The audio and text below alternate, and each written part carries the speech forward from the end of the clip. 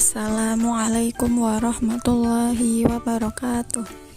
Halo teman-teman, perkenalkan nama saya Alina Nurul Marisa, mahasiswa UIN Kiai Haji Abdurrahman Wahid Pekalongan.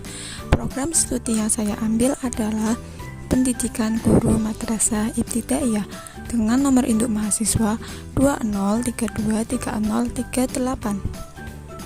Pada video kali ini, saya akan membahas mengenai konstitusi yang pernah berada di Indonesia atau yang pernah berlaku di Indonesia. Kira-kira ada berapa konstitusi ya? Nah, untuk konstitusi yang pertama itu ada Undang-Undang Dasar 1945. Konstitusi ini disahkan oleh PPKI atau Panitia Persiapan Kemerdekaan Indonesia pada tanggal 18 Agustus 1945 yang memuat aturan dasar ketatanegaraan Republik Indonesia. Pada awalnya, Undang-Undang Dasar 1945 ini menetapkan sistem presidensil. Namun, pada masa awal kemerdekaan, Presiden memiliki kekuasaan yang sangat luas. Pada tanggal 16 Oktober 1945 dikeluarkanlah Maklumat Presiden nomor 10 yang memberikan kekuasaan legislatif kepada KNIP. Lalu KNIP mengusulkan perlunya pertanggungjawaban menteri kepada Badan Perwakilan Rakyat pada tanggal 11 November 1945.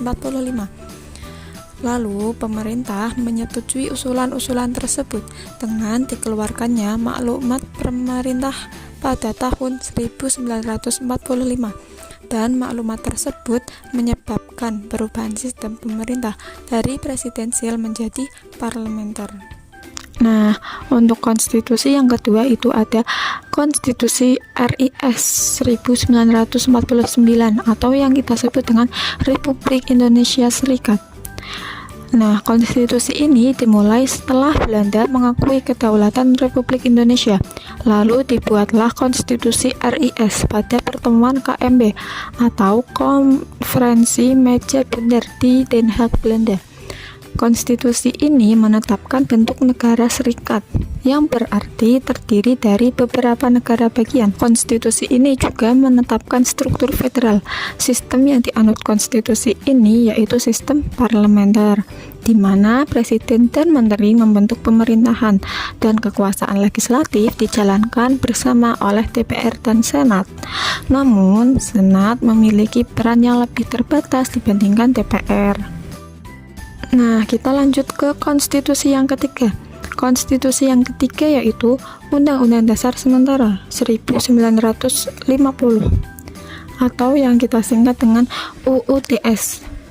Konstitusi ini terjadi awal mulanya ketika pergerakan rakyat terjadi hampir di seluruh wilayah tanah air Indonesia.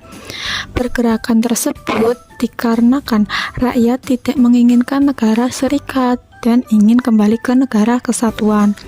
Rakyat juga meyakini bahwa pembentukan negara RIS atau negara serikat ini dianggap sebagai upaya Belanda untuk melemahkan persatuan Indonesia. Nah, untuk menanggapi hal tersebut, pemerintah mengeluarkan Undang-Undang Darurat nomor 11 tahun 1950.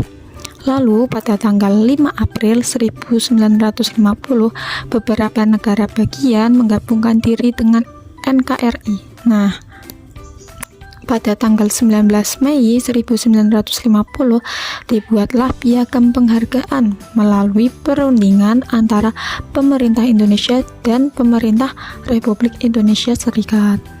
Lalu pada tanggal 17 Agustus berlakulah konstitusi sementara, yaitu Konstitusi UUDS 1950 yang menandai terwujudnya kembali negara kesatuan. Adapun bentuk negara yang dikehendaki konstitusi ini adalah kesatuan dan pemerintahan republik. Oke, kita sudah sampai ke konstitusi yang terakhir. Konstitusi yang terakhir itu ada kembali lagi ke Undang-Undang Dasar 1945. Pada tanggal 28 September 1959 diselenggarakan pemilu untuk memilih anggota DPR. Lalu pada tanggal 15 Desember 1955 diselenggarakan pemilu lagi untuk memilih siapa? Untuk memilih anggota konstituante. Anggota konstituante ditugaskan untuk membuat rancangan undang-undang dasar yang tetap sebagai pengganti UU TS 1950. Namun setelah 2 tahun bersidang, anggota konstituante gagal dalam menyusun undang-undang baru. Kegagalan tersebut menimbulkan keadaan politik yang dinilai membahayakan persatuan dan kesatuan bangsa. Nah, pemerintah untuk menanggapi hal tersebut mengeluarkan Dekret Presiden pada tanggal 5 Juli 1959 dengan berlakunya kembali Undang-Undang Dasar 1945. Presiden Soekarno menerapkan demokrasi terpimpin. Namun dalam praktiknya terjadi beberapa penyimpangan dari undang-undang tersebut. Hal tersebut memperburuk kondisi ekonomi dan ketidakstabilan politik.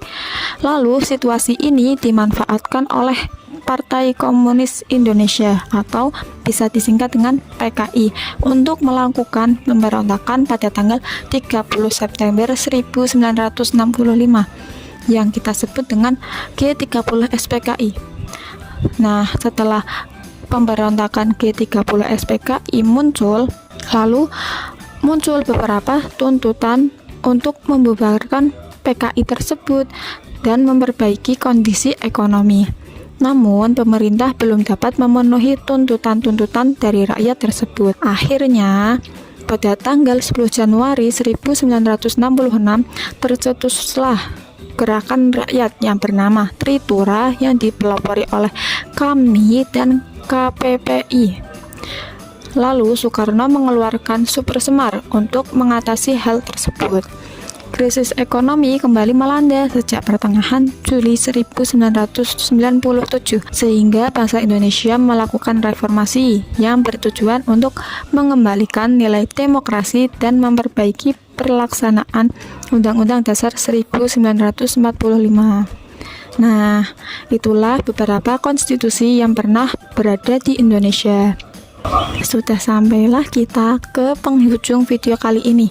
Semoga apa yang saya sampaikan bermanfaat bagi kalian semua yang mendengarkan.